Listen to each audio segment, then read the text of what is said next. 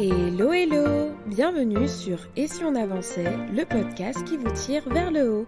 Je suis Marielle, consultante en gestion du temps et online business manager. Ma mission ? Aider les entrepreneurs débordés à retrouver clarté, efficacité et sérénité dans leur chaos. Dans ce podcast, vous retrouverez des conseils et des réflexions pour vous aider à reprendre le contrôle de votre temps, structurer votre business et atteindre vos objectifs les plus fous. Alors installez-vous bien et bonne écoute.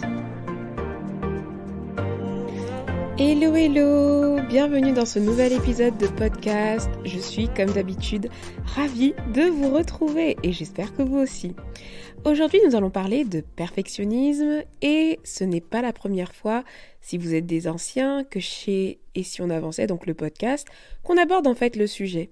L'un des tout premiers épisodes de podcast sorti en 2020, l'épisode 20, traite de ce sujet, perfectionnisme. Pourquoi et comment s'en débarrasser ? J'avais même avec moi un invité à l'époque qui s'appelle Valentin Chazal et qui partageait son retour d'expérience d'ancien perfectionniste extrême qui se soigne et nous y partageons ensemble pas mal de conseils parce qu'il est également conseiller en gestion du temps. Mais aujourd'hui, je souhaitais aborder le sujet avec un nouvel angle d'attaque en analysant avec vous les différents types de perfectionnisme sans forcément mettre l'accent sur le perfectionnisme lié au travail qu'on connaît très très bien. Donc il y a différentes sources de perfectionnisme et je trouvais intéressant de vous partager un épisode là-dessus. Ce sera donc un épisode complémentaire à l'épisode 20 que je vous recommande d'ailleurs d'écouter si vous ne l'avez pas encore fait. Je vous propose de commencer à traiter le sujet du jour, les 3 types, les 3 formes, appelez ça comme vous voulez, de perfectionnisme. Ah, le perfectionnisme. C'est tout simplement ce besoin d'être parfait ou de faire les choses parfaitement. Pour certains, c'est une qualité qui cache un défaut, mais qui est une semi-qualité quand même, qui est prônée d'ailleurs parfois lors des entretiens. Beaucoup de personnes aiment dire qu'ils sont perfectionnistes pour dire en gros que c'est un défaut, mais en soi on sait que c'est une qualité parce qu'on se dit que ça veut dire que la personne va faire du bon travail. Mais la réalité, et beaucoup d'autres personnes l'expérimentent et beaucoup des perfectionnistes l'expérimentent, c'est que le perfectionnisme, c'est quelque chose qui bouffe le quotidien de la personne qui l'est. Ça empêche souvent d'avancer sur des projets, sur des objectifs.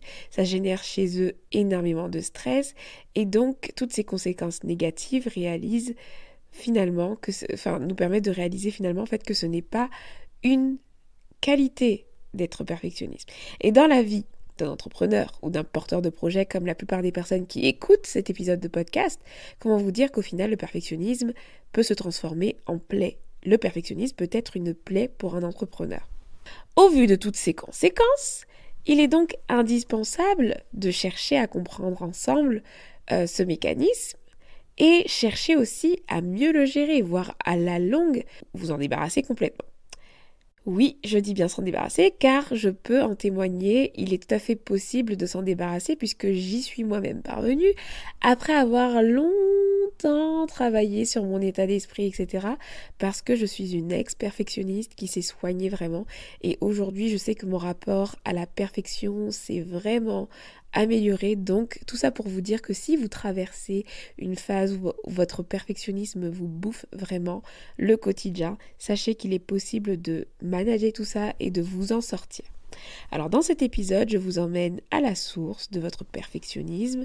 Et avez-vous déjà pensé d'ailleurs, aviez-vous remarqué que votre perfectionnisme pouvait se manifester de différentes façons et que c'était déclenché par de différentes façons ? De toute façon, quand je vais vous présenter les différentes sources de perfectionnisme, vous allez tout de suite vous reconnaître ou pas dans les exemples que je vais partager.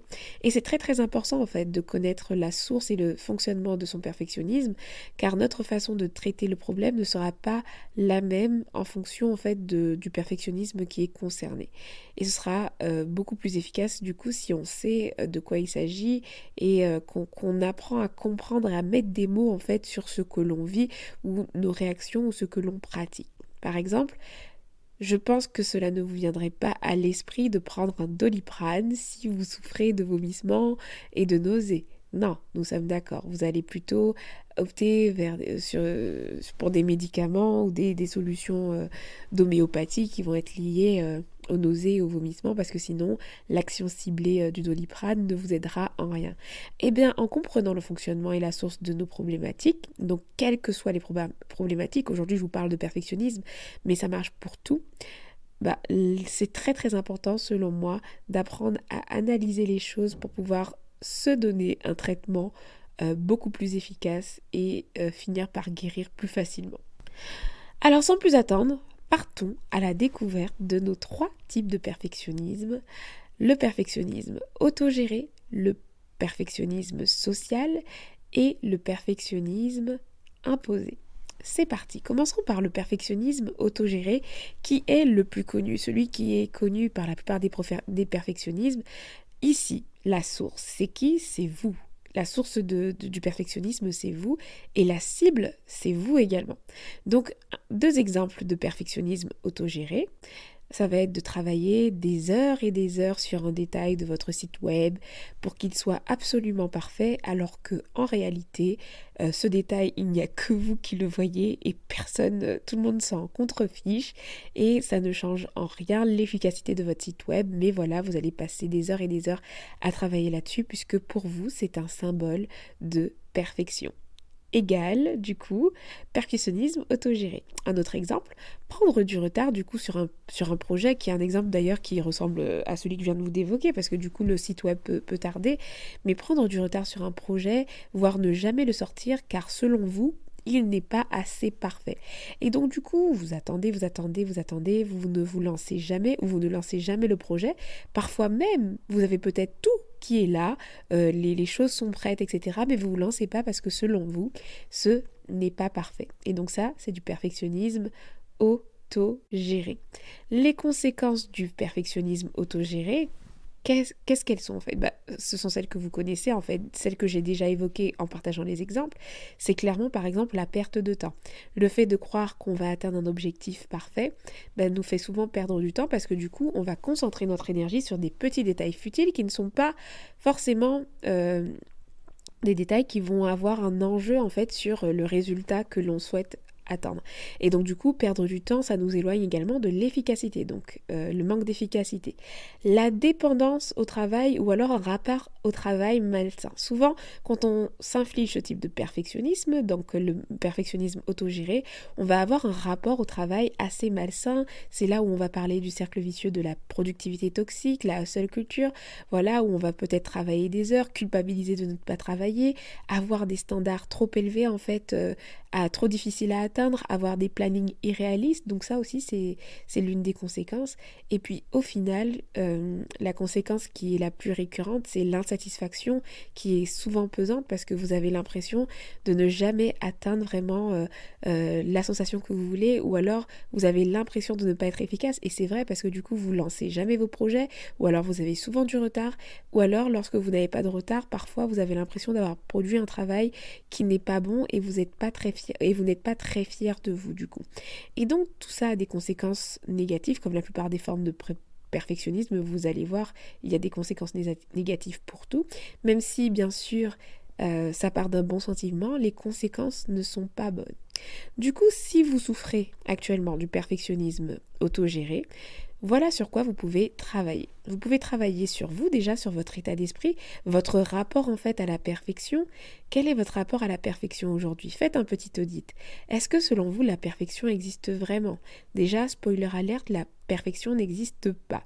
Donc, lorsque vous vous mettez à travailler sur une tâche ou quelque chose, peu importe ce que c'est, apprenez en fait à réajuster la barre de votre exigence et à définir en fait quel est le périmètre où en fait je serai efficace et quel est le périmètre dans lequel là j'abuse, je suis en train d'aller vers mon côté perfectionniste. En gros, quelles sont les fonctionnalités de base si je prends l'exemple d'un site web que je dois atteindre pour avoir un site web efficace, et à quel moment en fait je déconne. Donc ça vous demande d'apprendre à vous connaître pour en fait réajuster la barre de votre exigence et apprendre à être plutôt réaliste. Parce que très souvent, le perfectionnisme, j'aime beaucoup cette image, il y a une image qui circule quand on parle de perfectionnisme, c'est qu'on a une barre qui va de 0 à 100%, et très souvent, le perfectionnisme, en fait, ne va pas atteindre les 100%, c'est dépasser les 100%, c'est vouloir atteindre des choses qui ne sont soit pas atteignables ou alors pas utiles sur le moment.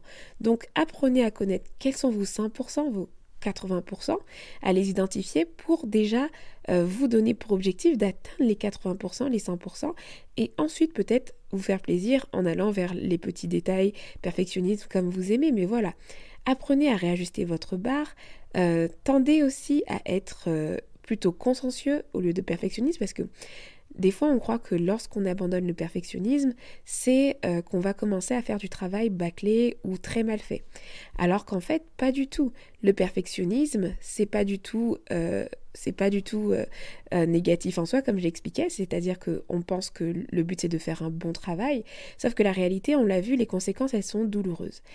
L'un des moyens, en fait, d'allier le perfectionnisme au travail, c'est d'être ce qu'on appelle être consciencieux. C'est-à-dire aimer le travail bien fait. Vous avez le droit d'aimer le travail bien fait, mais toujours dans la mesure où vous allez vous fixer des objectifs à atteindre qui vont être réalisables et qui vont être, vraiment efficaces, qui ne vont pas aller dans des extrêmes de perfection qui sont difficilement atteignables. Vous pouvez très bien cultiver l'excellence, voilà, sans être perfectionniste, parce que ce sont des croyances aussi qui s'intègrent en nous.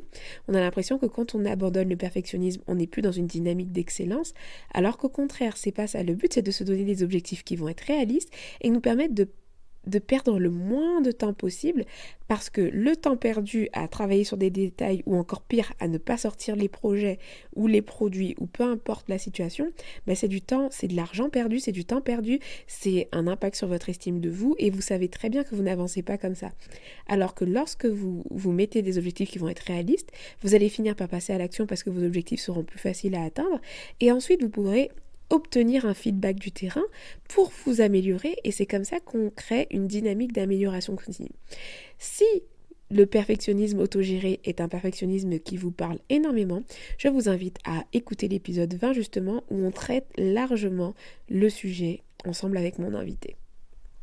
Le deuxième type de perfectionnisme que je voulais partager avec vous, c'est le perfectionnisme social. Ici, la source, c'est la société ou alors un cercle, un milieu particulier, et la cible du perfectionnisme, c'est vous. C'est à vous que vous affichez votre perfectionnisme. Donc en gros, vous avez l'impression qu'un corps externe exige de vous une perfection donnée, sur un sujet donné. Exemple de perfectionnisme social, ça va être d'avoir eu une éducation par exemple très très stricte et perfectionnisme, à tel point, moi je sais que j'ai déjà eu un de mes parents qui me disait, quand je ramenais, je sais pas moi, un 16, et on me demandait où sont les 4 autres points. Donc quand on a une éducation comme ça, par exemple, ça veut dire qu'on va avoir une exigence de soi qui va être énorme, parce que une note de 16 pour le commun des mortels, c'est très très bien.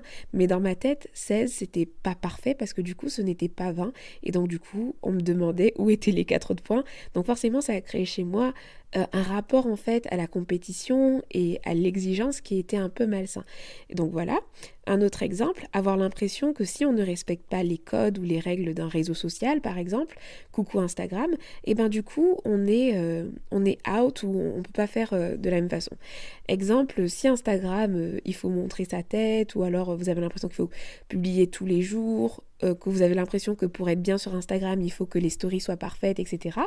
Du coup, ça va vous rendre perfectionniste parce que vous allez vous rentrer là-dedans, alors qu'en réalité, il est possible de faire différemment. Donc vous voyez, c'est la société ou alors un outil ou un milieu, un secteur qui vous donne la sensation en fait de devoir fonctionner d'une certaine façon pour être intégré ou pour être validé ou pour être perçu comme étant parfait dans le milieu. Donc pour l'exemple d'Instagram, ce serait en fait tout simplement le fait de se dire que sur Instagram, il faut que je sois pas parfaite, il faut que mes stories soient léchées, que tout soit parfait, parce que sinon ça ne va pas marcher.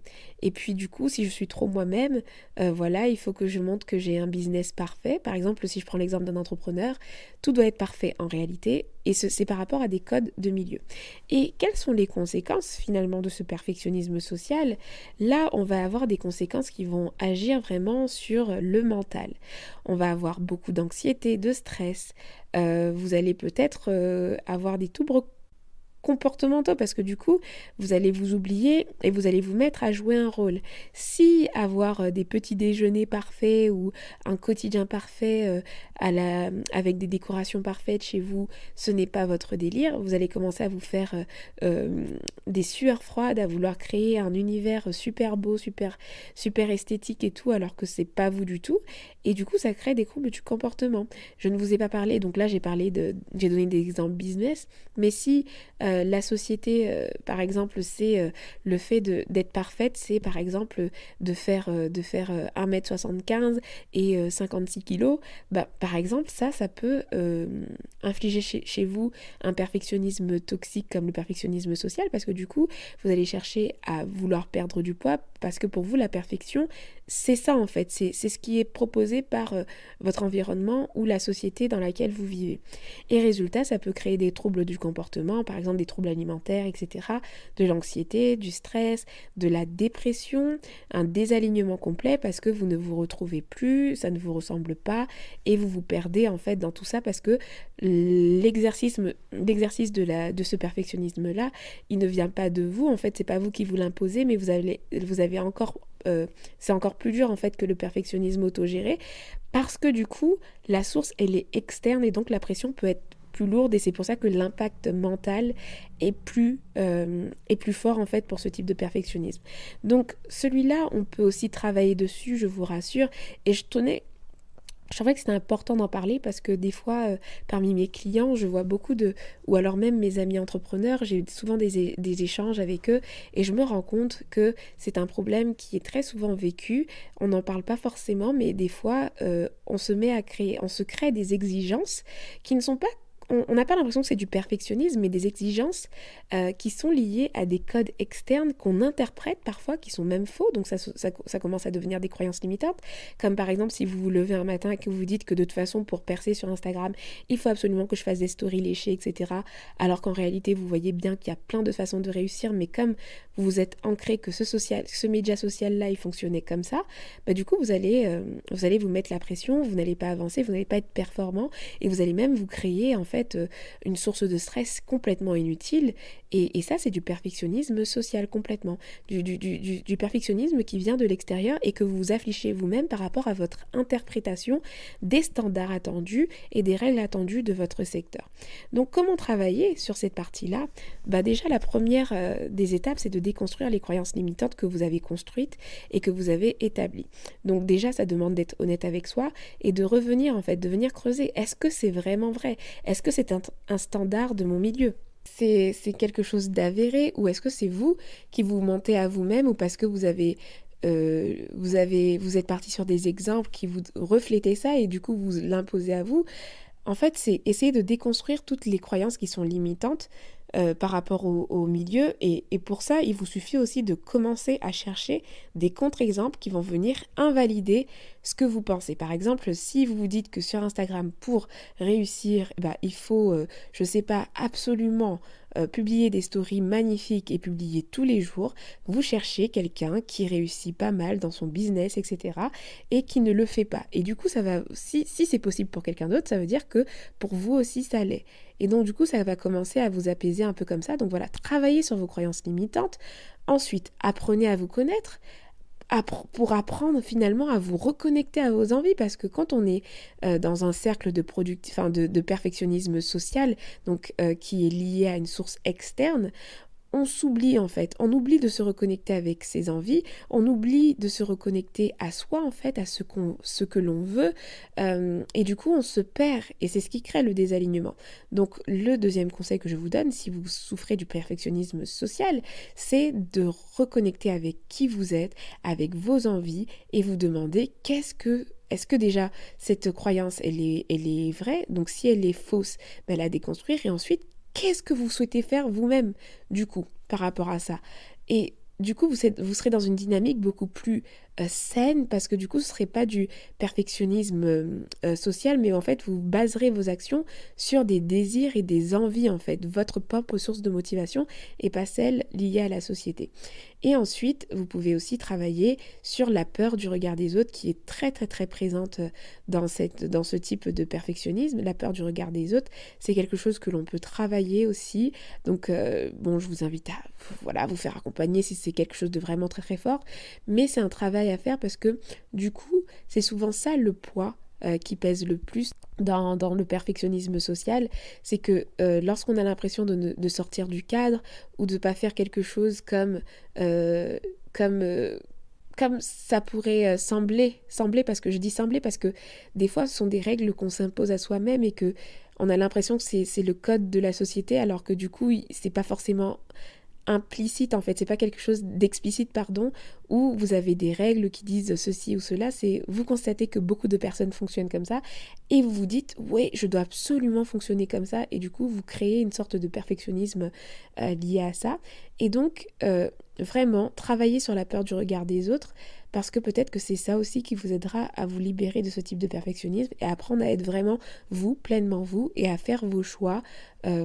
délibérément et à plus chercher à atteindre en fait une exigence qui n'est pas de vous d'ailleurs et qui en plus est déconnectée de vos attentes et de vos envies. Voilà, et puis on va terminer du coup avec le perfectionnisme qui est imposé. Donc c'est celui dans la source, c'est vous, mais du coup la cible, ce sont les autres. Et ce perfectionnisme, il est tout à fait connecté au premier, hein, l'autogéré, sauf qu'en fait, vous l'appliquez aux autres, malheureusement. Exemple, avoir du mal à travailler en équipe car vous avez des exigences de perfection envers les autres. Donc typiquement, l'entrepreneur, le porteur de projet qui porte un énorme projet seul et qui refuse de recruter un ou une assistante ou qui refuse de collaborer, de déléguer certaines choses parce qu'il a l'impression que si c'est pas fait par lui, ce sera pas fait. Ou alors lorsqu'il recrute quelqu'un, au moins de petits détails, il enflamme la personne sur des coups de manque de professionnalisme ou alors que c'est la catastrophe alors que parfois ce sont sur des petits détails. Donc voilà, ça c'est très toxique, hein, le perfectionnisme imposé. Ou alors un autre exemple, c'est d'imposer des règles, des standards de perfection qui sont propres à vous, à vos proches, du coup, ou à des collaborateurs. Donc par exemple, si pour vous la perfection d'un travail c'est qu'il y ait ceci ou cela, etc., alors que c'est pas du tout en réalité de la perfection, parce que la perfection n'existe pas, c'est quelque chose qui est propre à vous, bah, du coup l'imposer en fait à des proches, etc., bah, c'est du perfectionnisme imposé du coup, par définition, parce que vous l'appliquez sur les autres. Les conséquences de ce perfectionnisme, mais du coup c'est simple, ça va être beaucoup sur le relationnel en fait, parce que quelqu'un qui a un profil qui subit en fait le perfectionnisme imposé parce qu'il est déjà sur un profil de perfectionnisme autogéré, bah, va avoir en plus de tous les symptômes qu'on a vus tout à l'heure pour l'autogérer, des problèmes relationnels, beaucoup de personnes vont lui en vouloir, il aura aussi du mal peut-être à développer son business parce que du coup à vouloir tout faire tout seul et à ne jamais déléguer, ben, il n'y arrivera pas. Donc j'espère que ce n'est pas votre cas, mais très souvent malheureusement quand on est dans un cercle vicieux de perfectionnisme autogéré, on finit par aussi décalquer son perfectionnisme en fait aux autres et c'est très toxique. On en parle un peu d'ailleurs encore dans l'épisode 20 avec mon invité Valentin Chazal et l'insatisfaction, elle est toujours présente, comme pour le premier cas, et le sentiment de solitude aussi est très présent parce qu'on a l'impression on a tellement des standards, quand on est dans un schéma de perfectionnisme imposé, on a tellement des standards élevés qu'on se retrouve finalement à se dire qu'on est seul au monde, que personne ne comprend nos exigences, que personne n'est à la hauteur, et finalement ça amène de la solitude et un manque de flexibilité complet, ce qui amène du coup à toutes sortes de aussi, tout ce qu'on a pu voir tout à l'heure, dépression, anxiété, stress, etc. Donc sur quoi travailler? Ici on va retrouver les mêmes leviers d'action qui sont pour l'autogéré, parce qu'une fois qu'on guérit du perfectionnisme autogéré, donc que l'on s'applique à soi, on va pas vouloir après être exigeant forcément avec les autres, avec un perfectionnisme démesuré. Donc du coup on travaille sur son état d'esprit, on travaille travaille son rapport à la perfection pour réajuster la fameuse barre des exigences et ramener cette barre à des objectifs qui sont réalistes. On apprend à être flexible, les gens ont droit à l'erreur, ils peuvent s'améliorer, tout n'est pas parfait du premier coup, et d'ailleurs la perfection n'existe pas, je le répète. Donc voilà, le but c'est de tendre vers du travail bien fait, mais pas du travail parfait, parce que le parfait déjà n'existe pas, et vraiment être dans une démarche d'amélioration continue, c'est-à-dire on se fait des objectifs réalistes, ensuite on réajuste, et etc., etc. Et encore une fois, je vous recommande du coup l'épisode 20 pour aller plus loin sur ce sujet-là. Et c'est donc le dernier type, je ne sais pas si ça vous a parlé, mais en gros, il existe donc 3 types de perfectionnisme qui ont un mécanisme différent parce que le déclencheur n'est pas le même et la source et la cible, voilà, diffèrent. Et donc, les conséquences sont différentes et les manières aussi de travailler dessus sont différentes, même si, effectivement, très souvent, le perfectionnisme autogéré provoque ensuite le perfectionnisme imposé, mais pas dans tous les cas. Mais quand même, dans beaucoup de cas de figure, ça arrive. Donc voilà, c'était pour le tour d'horizon de ces 3 types de perfectionnisme. J'espère que ça vous a plu, que vous avez découvert des choses. Vraiment, n'hésitez pas, comme d'habitude, à me faire vos retours sur ce que vous retenez de cet épisode, des épisodes en général, ce que vous avez appris ou autre. J'aime vraiment avoir vos retours parce que c'est quelque chose qui n'est pas évident quand il s'agit du format podcast. Vous savez, quand on regarde une vidéo YouTube, on peut avoir l'espace commentaire. Et quand on met un post Instagram, on a des likes et des commentaires aussi. Donc du coup, on a un retour d'expérience direct. Mais pour les podcasts, je vois tout le temps le nombre de téléchargements augmenter énorme et tout, mais j'ai pas forcément les feedbacks. Alors que ce soit un petit message sur Instagram, un mail, ou alors vous profitez justement de me faire un retour en laissant une note et un avis sur la plateforme sur laquelle vous écoutez, let's go quoi, n'hésitez pas, ça me fera plaisir et c'est toujours intéressant d'avoir vos retours, d'avoir vos déclics et même votre avis sur les sujets que j'aborde. Sur ce, nous voilà à la fin de cet épisode, je vous dis merci de m'avoir écouté jusqu'ici et je vous donne rendez-vous très prochainement pour le prochain épisode. Ciao.